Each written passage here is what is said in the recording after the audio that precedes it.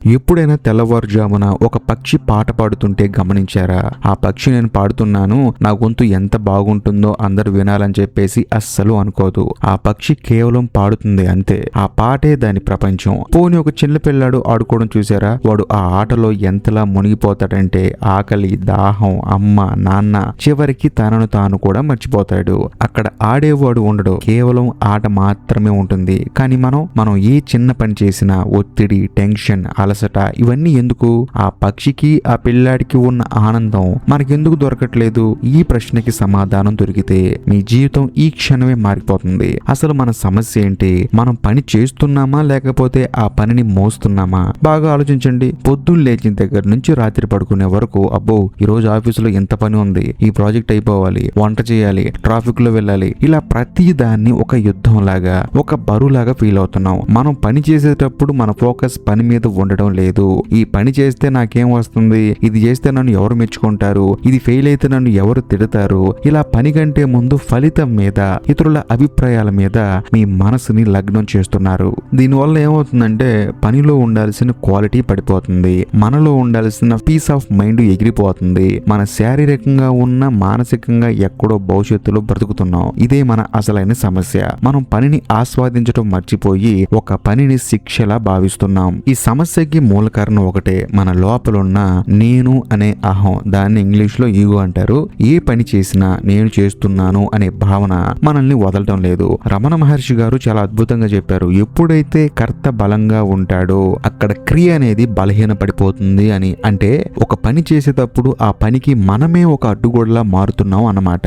ఒక painter painting వేస్తున్నప్పుడు నేను గొప్ప పెయింటర్ని, ఈ బొమ్మ అద్భుతంగా రావాలి అని పదే పదే అనుకుంటూ ఉంటే ఆ బొమ్మ ఎప్పటికీ సహజంగా రాదు. ఎందుకంటే అక్కడ అతని చేతిలో కుంచెలేదు, అతని మెదడులో భయం ఉంది. మనం పనిని ప్రేమించడం మానేసి పని ద్వారా వచ్చే ఫలితాన్ని ప్రేమిస్తున్నాం. అందుకే ఆ పని జరుగుతున్నంతసేపు మనకి నరకంలా అనిపిస్తుంది. మనం ఆ పనిలో కరిగిపోవడం లేదు, ఆ పని పక్కన నిలబడి జడ్జ్ చేస్తున్నాం. ఈ నేను అనే గోడ మనల్ని ఆనందానికి దూరం చేస్తుంది. మరి దీనికి సొల్యూషన్ ఏంటి? చాలా సింపుల్ అండి, కానీ చాలా పవర్ఫుల్. అదే తన్మయత్వం. ఇంగ్లీష్ లో దీన్ని ఫ్లో స్టేట్ అంటారనమాట. సినిమాలో ఒక గొప్ప నటుని చూడండి, ఒక ఎమోషనల్ సీన్ చేస్తున్నప్పుడు అక్కడ ఆ నటుడు కనిపించడు, కేవలం పాత్ర మాత్రమే కనిపిస్తుంది. ఆ క్షణంలో నేను నటిస్తున్నా అని నటుడు మర్చిపోతాడు.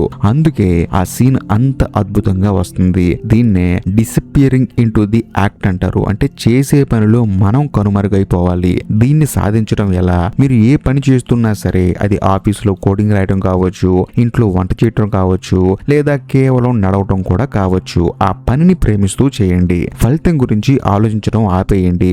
నేను చేస్తున్నాను అనే ఆలోచనను పక్కన పెట్టి కేవలం ఆ పని జరగనివ్వండి. ఒక నది ప్రవహించినట్లు, ఒక గాలి వీచినట్లు మీ ద్వారా పని జరగాలి తప్ప మీరు పనిని నెట్టకూడదు. ఎప్పుడైతే మీరు ఫలితాన్ని ఆశించకుండా పనిలో లీనమైపోతారో అప్పుడు మీ మనస్సు మాయమైపోతుంది. అదే నిజమైన ధ్యానం. అప్పుడే పని ఒక యజ్ఞంలా మారుతుంది. ఇంకా కొంచెం క్లియర్ గా చెప్పాలంటే జీవితంలో అత్యంత ఆనందకరమైన స్థితి ఏదైనా ఉందంటే అది మనం చేసే పనిలో మనల్ని మనం మర్చిపోవడమే. ఈ రోజు నుంచి ఒక చిన్న మార్పు చేద్దాం. ప్రకృతిని చూసి నేర్చుకుందాం. ఒక పువ్వు వికసించినప్పుడు శబ్దం చేయదు. చూడండి, నేను వికసిస్తున్నాను అని చెప్పేసి అరిచి చెప్పదు. అది నిశ్శబ్దంగా, అందంగా తన పని తాను చేసుకుంటూ పోతుంది. అందుకే అది అంత ప్రశాంతంగా ఉంటుంది. మనం కూడా అంతే. మీరు డ్రైవింగ్ చేస్తున్నారా? కేవలం డ్రైవింగ్ మీదే ధ్యాస పెట్టండి. తింటున్నారా? రుచిని ఆస్వాదించండి. రాస్తున్నారా? అక్షరాల్లో కరిగిపోండి. గుర్తుపెట్టుకోండి, కర్తని చంపేయండి, క్రియను బతికించండి. ఎప్పుడైతే నేను అనేవాడు చనిపోతాడో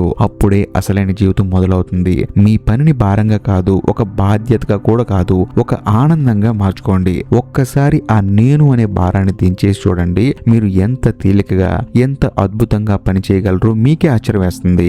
జీవితం ఒక అందమైన పాటలా మారుతుంది. ఆ పాటను పాడాల్సింది మీరే. మారడానికి రేపో మాపో కాదు, ఈ క్షణమే సరైన సమయం. ఈ వీడియో కనుక మీకు నచ్చినట్లయితే ఖచ్చితంగా లైక్ చేయండి, షేర్ చేయండి, కామెంట్ చేయండి. అంతేకాకుండా ఇప్పటికీ మీరు మన ఛానల్ ని సబ్స్క్రైబ్ చేసుకోకపోతే దయచేసి సబ్స్క్రైబ్ చేసి బెల్ ఐకాన్ ప్రెస్ చేయండి. బాయ్.